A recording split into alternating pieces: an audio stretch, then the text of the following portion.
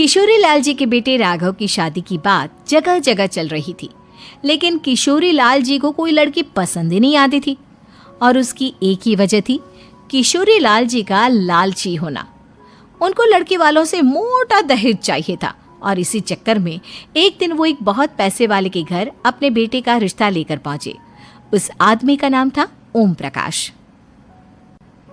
देखिए किशोरी लाल जी, मेरी एक ही बेटी है और मेरी सारी संपत्ति जायदाद सब कुछ मेरी बेटी नैना का ही है। पापा, नाम से लगता है बहुत खूबसूरत होगी। कितना अच्छा नाम है ना, नैना। ओ, वैसे बात तो सही है आपकी। अब इतना पैसा है, जमीन जायदाद है, इकलौती बेटी, आप भी क्या करेंगे? सब कुछ उसे ही देंगे ना। बिल्कुल ठीक पहचाना आपने।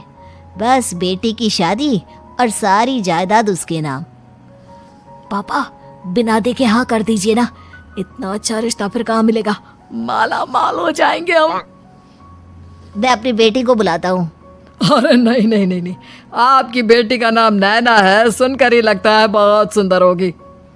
रहने दीजिए अंकल, मैं तो आपकी बेटी के नाम से ही इतना खुश हो गया हूँ कि उसे बिना देखे शादी करने को तैयार हूँ। अब तो मैं उसका चेहरा सीधे शादी के बाद ही देखूंगा। और इस तरह राघव नैना का चेहरा नहीं देखता और उससे शादी कर लेता है। शादी के बाद अपनी सुहाग रात पर जब राघव नैना का घूंघट उठाकर देखता है तो नैना की आंखें बंद थी। कितनी खूबसूरत हो तुम नैना, जरा अपनी आंखें खोलकर मेरी तरफ देखो तो सही।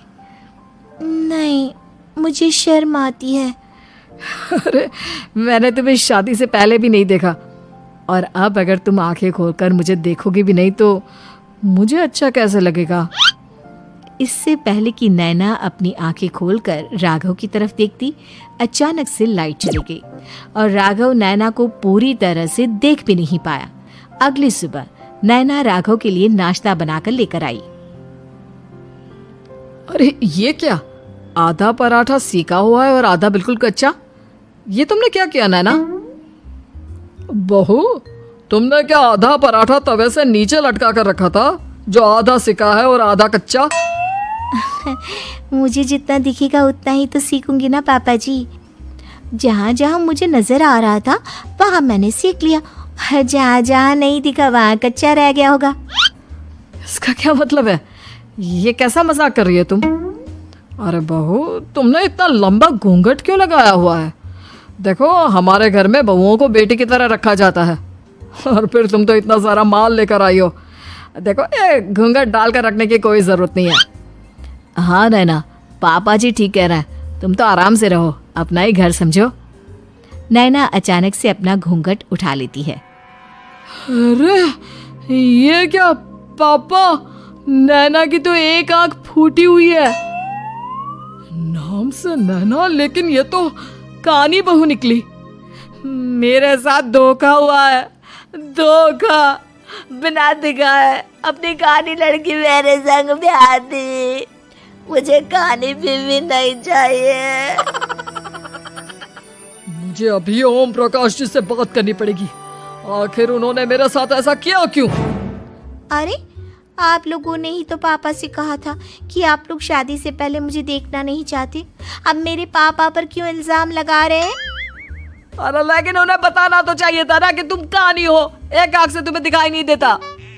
किशोरी लाल और राघव नाराज होकर ओम प्रकाश को अपने घर बुलाते हैं। पापा जी, ये आपने क्या किया? शादी से पहले बताया क्यों नहीं कि नैना की आंखों में परेशानी है? अरे, आप ही ने तो लड़की देखने से मना कर दिया था। और लेकिन आप बता तो सकते थे। आपको तो हमारी बेटी की प्रॉपर्टी चाहिए थी, वो भी पूरी की पूरी। अब क्या हुआ अगर उसे आधा दिखाई देता है? प्रॉपर्टी तो आपको पूरी मिल गई ना। अरे ये क्या बात हुई?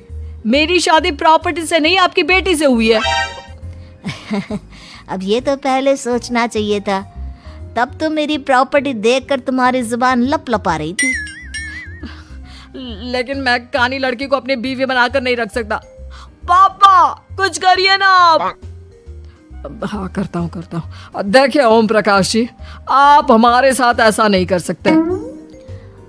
और तुम देखो, अगर तुमने मेरी बेटी से शादी तोड़ी ना तो जो भी प्रॉपर्टी मैंने तुम्हें दी है वो तो पूरी की पूरी वापस ले ही लूँगा और आधी प्रॉपर्टी तुम्हारी भी लूँगा।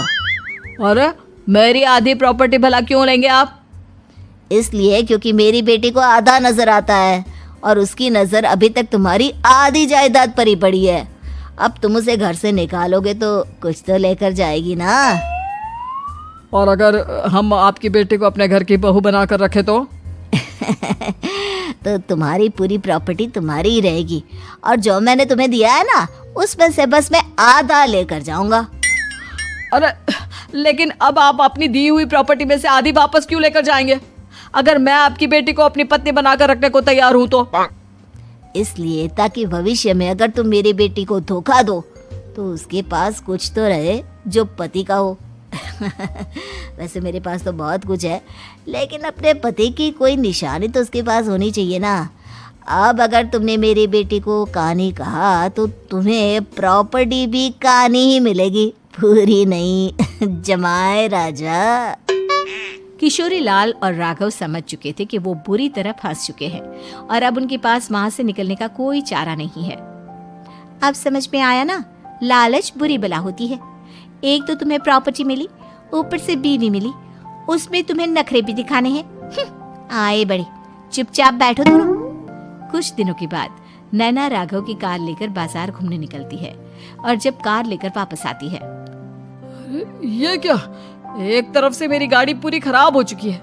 लगता है तुमने मेरी गाड़ी को किसी दूसरी गाड़ी के साथ एक्सीडेंट किया है। अरे अरे कितना बड़ा नुकसान कर दिया तुमने बहू। वो क्या है ना पापा जी, मुझे एक आंख से दिखाई नहीं दे रहा था, सामने से गाड़ी आ रही थी। मुझे तो सिर्फ आधा ही दिखाई दिया और वो गाड़ी मेरी कार से रगड़ते हुए निकल गई। अब मैं क्या करूं बताओ? आप इसे ठीक कराने के पैसे कौन देगा, तुम्हारे पापा? तुमने मुझसे इस तरह से बात की? अभी रुको। नैना राघव की शिकायत ओम प्रकाश को कर देती है। देखो राघव, अब जो मेरी आधी प्रॉपर्टी तुम्हारे पास थी ना उसमें से आधी और मैं लेकर जाऊंगा क्योंकि तुमने मेरी बेटी को डांटा। अरे नहीं नहीं पापा जी, गलती हो गई, माफ कर दो। गलती की तो कोई गुंजाइश ही नहीं। अगली बार मेरी बेटी को डांटा तो बची हुई आधी में से आधी और ले जाऊंगा। लालच के चक्कर में हम दोनों ने बहुत बड़ी गलती कर दी बेटा। एक तो तुम्हें कानी बहू मिली और ऊपर से जो माल मिला वो भी काना। इस तरह राघव की हर एक गलती पर ओम प्रकाश उसकी प्रॉपर्टी का आधा आधा हिस्सा लेकर अपना सारा माल वापस ले गया और राघव को कानी बीवी से काम चलाना पड़ा।